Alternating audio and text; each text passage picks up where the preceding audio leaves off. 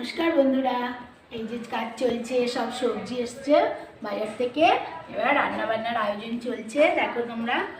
আর কিছু কাটা হয়ে গেছে, একটা পাঁচ তরকারি করব, সেইটা কাটা হয়ে গেছে, আর এগুলো কাটা চলছে, কাটাকাটি চলছে।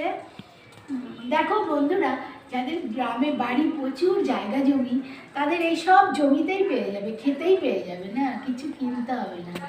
এই কারণে না আমার এই শীতকালটা, বিশেষ করে শীতকালটা খুব গ্রামের দিকে মনটা টানে, যেতে ইচ্ছা করে। কোনো রিলেটিভও নেই সেইভাবে যে যাব, খুব যেতে ইচ্ছা করে গ্রামের দিকে। কত ফসল দেখা যায় জমিতে। না, আমি ভুল বললাম, রিলেটিভ আছে, গুমহাবড়া, ঝিকড়া, ওখানে আমার বড় জেঠুর বাড়ি আছে।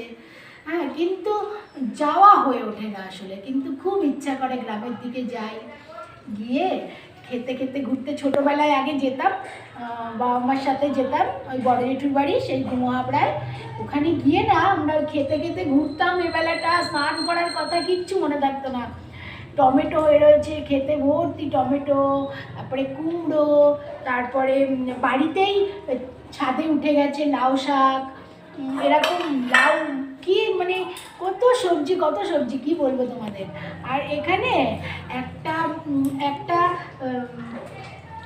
একটা লেবু, একটা যা হোক, কিচ্ছু না কিনে খাওয়ার উপায় নেই, তাই না?